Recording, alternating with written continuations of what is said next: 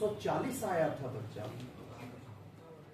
ठीक है, जिसका एक आंसर 140 आया था, वो क्वेश्चन मेरे को खाली पहले बोल दो और तुम लोग भी लिखो।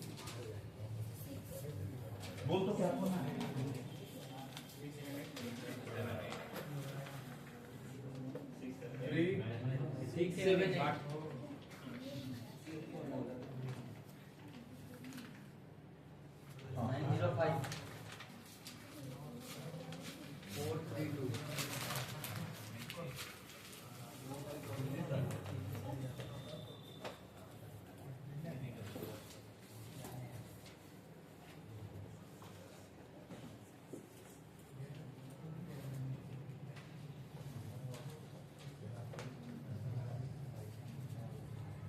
चले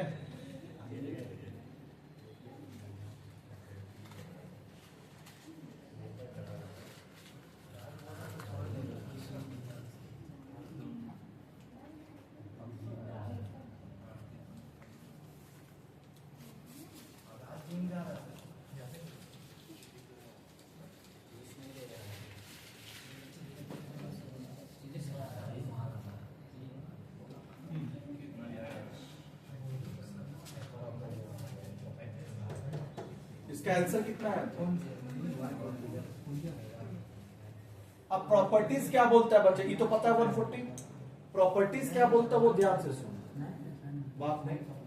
प्रॉपर्टीज ये बोलता है, ध्यान से सुन, कि बच्चा इधर देख, किसी भी रो या कॉलम में एक कांस्टेंट को मल्टीप्लाई कर, किसी भी रो या कॉलम में एक कांस्टेंट को मल्टीप्लाई कर, कोई भी कांस्टेंट, जैसे मान लीजिए कॉलम में तू 5 5 5 मल्टीप्लाई कर और उसका क्रॉसपॉन्डिंग रो में, चाहे यहां चाहे यहां चाहे यहां, कहीं भी जाके ठीक बच्चा, कहीं भी जाके किसी भी रो या कॉलम वाइज चल रहा तो कॉलम में और रो वाइज चल रहा तो रो में। तो अगर हम लोग कॉलम वाइज चल रहे तो किसी भी कॉलम में एक क्या करेंगे? कांस्टेंट मल्टीप्लाई करेंगे। क्या मल्टीप्लाई करेंगे? कांस्टेंट। और कांस्टेंट मल्टीप्लाई करके या तो यहां प्लस या माइनस करेंगे, रिजल्ट में कोई फर्क नहीं पड़ेगा। तो जैसे मान ले बच्चा, इधर देख, हम इसमें ना मल्टीप्लाई बच्चा 5 5 5 कर देना और उसको यहां प्लस कर देना, कोई फर्क नहीं पड़ेगा। देखिए जैसे बता रहे हैं, ठीक है, ध्यान से। इसमें 5 5 5 तो क्या हो जाएगा? इसमें प्लस करना है ना, इसमें प्लस करना है ना, तो हम इसको पहले लिख लेते हैं 7 0 3। कोई दिक्कत? 7 0 3 लिख दिए। अब इसमें एक कांस्टेंट मल्टीप्लाई करके इसमें प्लस करना है, तो कांस्टेंट मान ले सपोज 5 है, तो क्या करेंगे बच्चा? 6 into 5 और उसको यहां प्लस करेंगे, तो इसमें प्लस करेंगे 6 into 5, 6 into 5। कोई दिक्कत यहां पे? अब यहां भी क्या करेंगे? 9 into 5 और यहां क्या कर देंगे? प्लस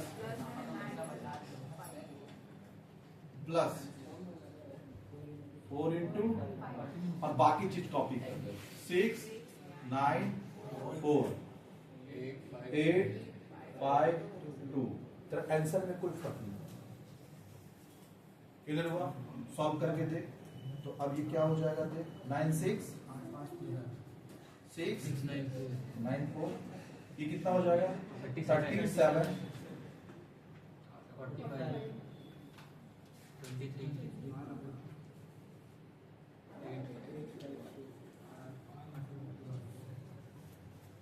इसको सॉल्व करके दे।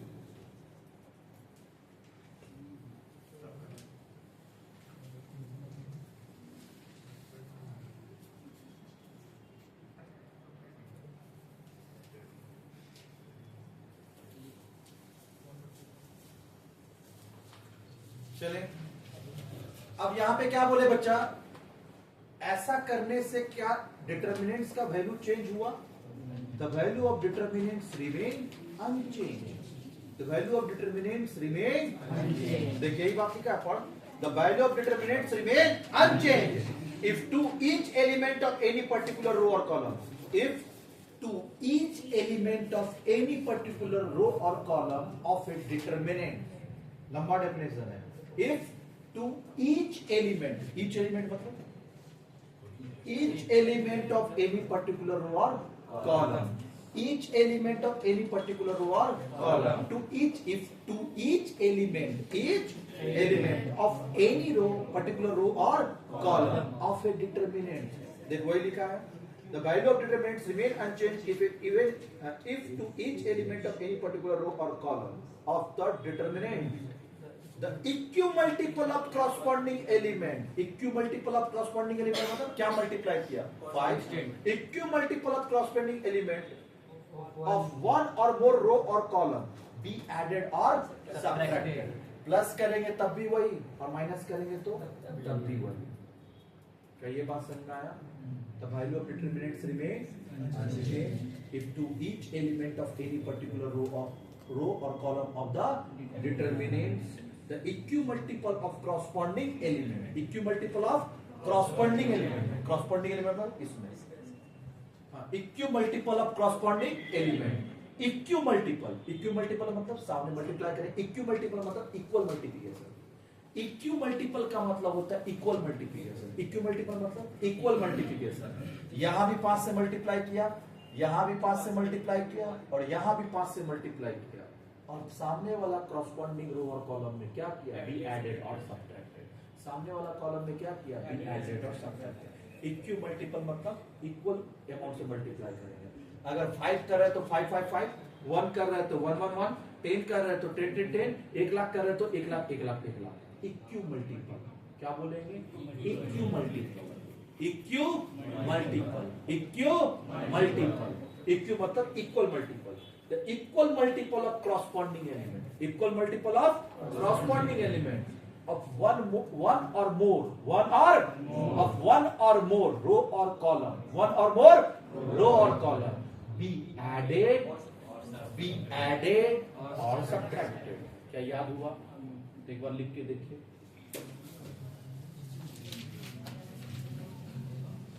लिखिए.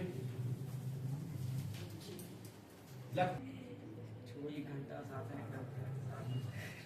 1 घंटा 7 मिनट. 7 का वीडियो क्या है? बहुत बोझ हुआ है. अच्छा वो सॉल्व करने के लिए सॉल्व करेंगे तो पास हो जाएगा. तो आज भी तो 15 मिनट से ज्यादा करना नहीं. चला जाओ.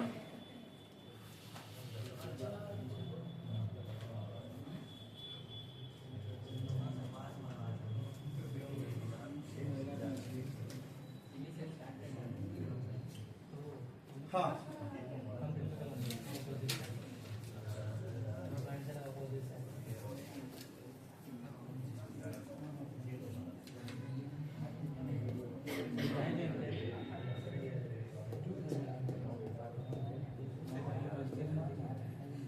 नेक्स्ट क्या बोलता है बच्चा? देख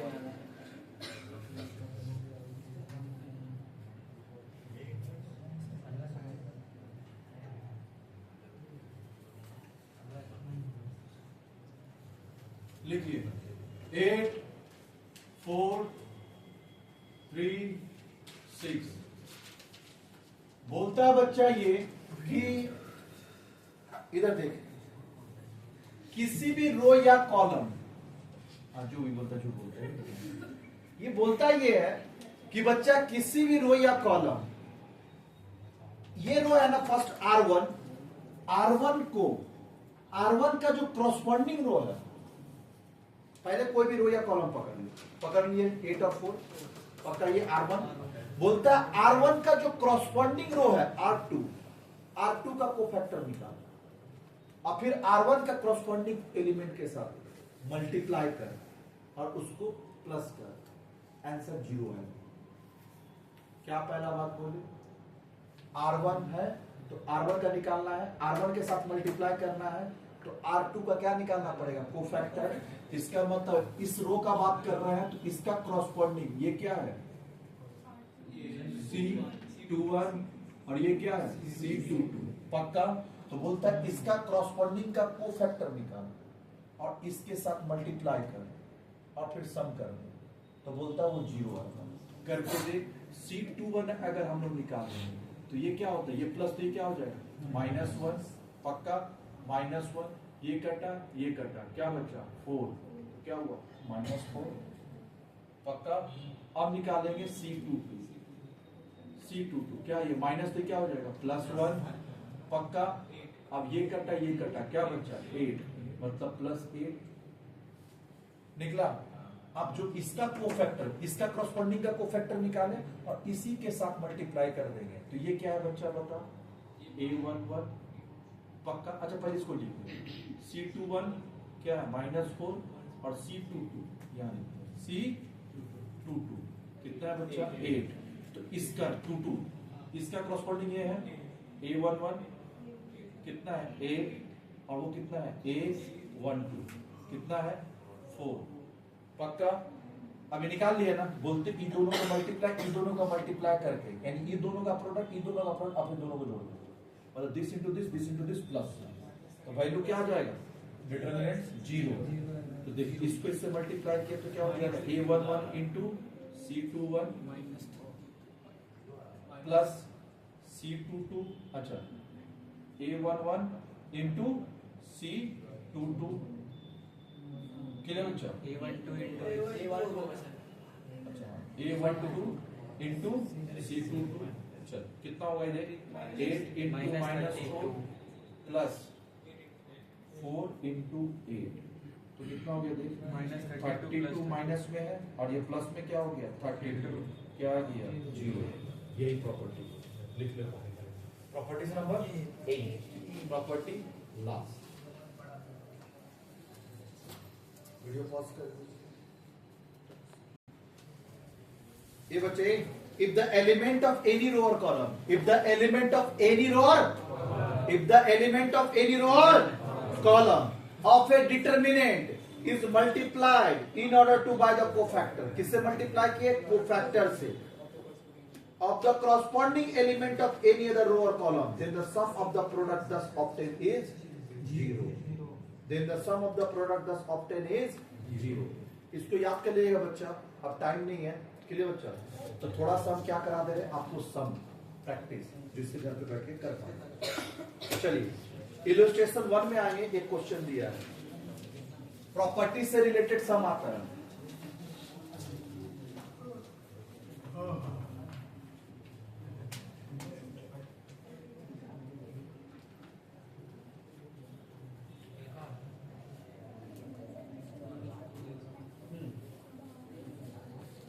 क्या है देख तो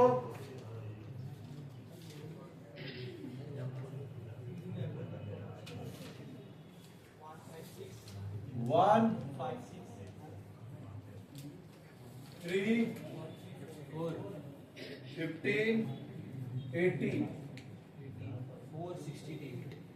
4 16 8 लिखिए इसको 3 into 3 अब बताना बच्चा क्या इसको हम लोग यहां से क्या 3 कॉमन होगा देख तो 3 होगा ना कॉमन इसका मतलब 1 5 6 इसको लिख सकते 3 into 1 3 into 5 3 into 6 4 68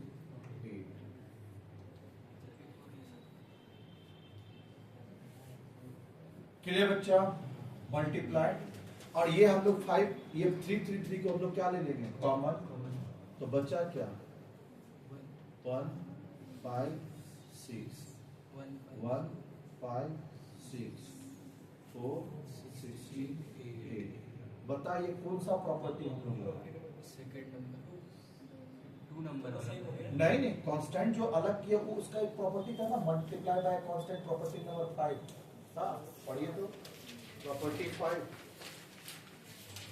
if every element of any row or column consists of sum of differences of two quantities नहीं ये नहीं था 6 नंबर का if the each determinant of any row or column is multiplied by a constant 6 तो ये constant 6 multiply था जिसको हम लोग कॉमन लिए पक्का तो इसका मतलब ये जो कांस्टेंट मल्टीप्लाई हुआ ये कौन सा प्रॉपर्टीज था तो यहां लिखिए प्रॉपर्टी 6 लिखना पड़ता है ये तो मार्क्स नहीं देगा। अब बता बच्चा ये तो 3 हुआ और इसका वैल्यू क्या हो जाएगा? जब दो प्रॉपर्टी नंबर 2 था ना, इफ 2 इधर था ना बच्चा, इफ एनी टू रो और column of the determinants are identical then the value of determinant become 0। तो इसका वैल्यू क्या हो गया? 0। क्लियर है? कौन सा प्रॉपर्टी लगाएं? प्रॉपर्टी हाँ नंबर तो हाँ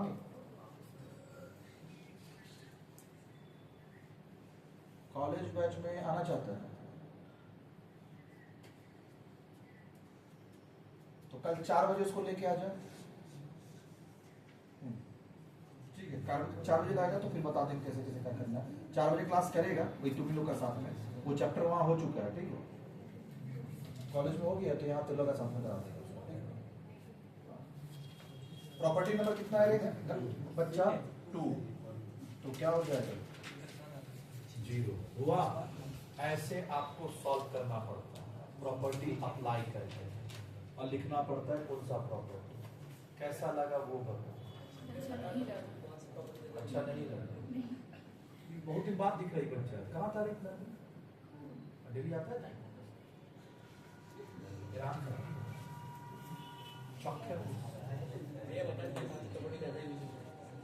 सुन बच्चे, प्रॉपर्टी 1, 2 और 7 सबसे ज्यादा यूज होता है।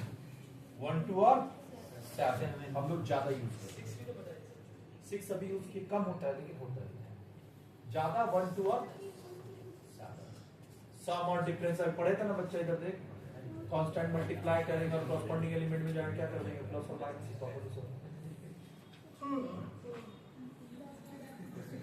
क्वेश्चन 2 नंबर खुद से सॉल्व करेंगे। इलस्ट्रेशन 1 का बिट 2 खुद से करेंगे। करिए खुद से। 6, 9, 6, 12, 21, 30। अब सुन बच्चा, एक चीज ऑब्जर्व कर। बोले थे एक 7 नंबर प्रॉपर्टी सबसे ज्यादा यही यूज होता है कि किसी भी रो या कॉलम में कांस्टेंट मल्टीप्लाई करो और सामने में आके प्लस या माइनस कर, आंसर सेम आएगा। तो हम लोग बच्चा इसमें से इसको माइनस करेंगे। 6 माइनस 3 आएगा। देख ये भी देख, यहाँ 9 से 6 माइनस करेंगे 3 आएगा, और यहाँ भी देख 3 आएगा। 3 इक्वल हो जाएगा, फिर 3 इसका ले आएगा, हो जाएगा ना। तो क्या अपने को क्या करना चाहिए बता? इसमें कौन सा कांस्टेंट मल्टीप्लाई करेंगे तो 3 आ जाएगा? 1। क्लियर बच्चा? तो इसका मतलब यहाँ ध्यान से देख, पहले प्रॉपर्टीज लिखते हैं। ध्यान से देख क्या बोल रहे हैं हम अभी। हम क्या बोले? इसका मतलब आपको ना बच्चा इधर देख, C1 में क्या करना है? 1 मल्टीप्लाई करना है। C1 में क्या करना है? 1 मल्टीप्लाई करना है, और उसको माइनस कर देना है किससे? C2 से। पक्का? क्लियर हुआ? यानी C1 में 1 मल्टीप्लाई करके कहाँ लिखना है? C2 से। और 1 में भी 1 किसी के साथ मल्टीप्लाई होता है तो वही होता है, तो हम लोग लिख सकते हैं C2 माइनस C1। 1 तो 1 ही होता है ना। अब 5 होता तो 5 लिखते हैं, 1 को लिखने का दरकार ऐसे लिखेंगे तो भी चलेगा। 1C1 लिखे ना। और उसके बाद बच्चा C1, हाँ फिर वापिस से चल रहे हैं। C1 में हम लोग क्या करेंगे? 1 मल्टीप्लाई करेंगे और उसको किससे माइनस करेंगे? C2 से। और जब ये करेंगे जो आंसर आएगा उसको कहाँ लिखेगा? यहाँ लिखेगा, कहाँ लिखे? जहां लिखेगा वहां बात बताना। C2 में लिखना होगा ना, तो आपको बताना पड़ेगा C2 tends to, C2 tends to, C2 tends to. तो इसको हम लोग लिखेंगे C2 tends to C2 minus 1C1। कौन सा प्रॉपर्टी था? तो by applying property number 7। By applying property number 7। चलिए क्या लिखेंगे? 6 माइनस 3 इंटू 1, 3 इंटू, चलो पहले क्वेश्चन लिखते हैं। 6, 9, 12। तो क्या माइनस माइनस माइनस क्या करेंगे? 3 इंटू 1, 6 इंटू 1, 9 इंटू 1 हुआ। पक्का? अब यहाँ वही लिख देंगे 3, 6, 9, 12, 21, 30 लिख।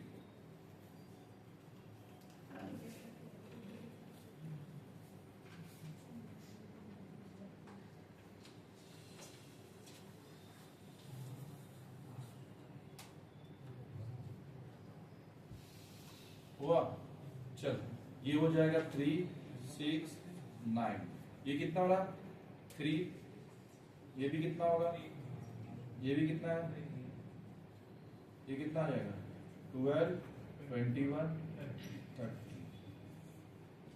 अब बच्चा इसको 3 करने के लिए क्या करना होगा, देख इसमें 3 मल्टीप्लाई कर, इधर इधर देख, इसमें अगर हम लोग 3 मल्टीप्लाई करके इससे माइनस कर देंगे तो 3 इंटू 3, 3 3 जा 9 और 12 कर देंगे तो कितना हो जाएगा, 3 आ जाएगा ना। तो अभी तुमको क्या करना चाहिए बता, इसमें C1 में 3 मल्टीप्लाई करेंगे और C3 से माइनस करेंगे और ये बात लिखेंगे कहाँ, C3 में। तो अभी तुमको क्या करना चाहिए वो बता, हम पहले लिख रहे हैं, हम लोग C1 में 3 मल्टीप्लाई करेंगे और उसको माइनस करेंगे किससे, C3 से, और ये बात कहाँ लिखेंगे, C3 टेंस टू। तो इसका मतलब हो गया बच्चा, इधर देख, हाँ C3 tends to C3, C3 tends to C3, C3 tends to C3, हाँ माइनस वही करना है ना, C3 में लिखना और C3 से ही माइनस करना है, तो C3 टेंस टू 3C1। क्या ये प्रॉपर्टी समझ में आ रहा है, एग्जाम में सम रहता है प्रॉपर्टीज का, अब पूरा 10 मार्क्स में आता है ये। तो चल अब पहले क्वेश्चन लिखते हैं, क्या था ये, 12, 21, 30, 12, 21, 30। चल इससे क्या करेंगे, अच्छा minus minus minus, 3 into 3, 6 into 3 और 9 इंटू 3। अब बाकी कॉपी करिए, 3 3 3 3 3 3 और ये कितना हुआ, 3 6 3 6 9। अब चल कौन सा प्रॉपर्टी अप्लाई किया, हाँ बाय अप्लाइंग प्रॉपर्टी नंबर 7। ऐसी सम करना पड़ता है बच्चा, बाकी होमवर्क करा करके आएंगे, इसको लिखिए 3 6 9 3 3 3 3 3 3। अब बता, दो जब आपस में इक्वल होता है तो वैल्यू क्या हो जाता है, 0। बाय अप्लाइंग प्रॉपर्टी 2,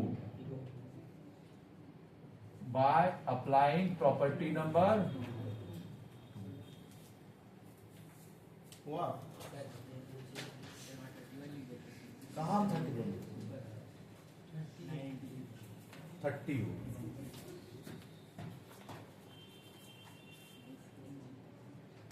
हुआ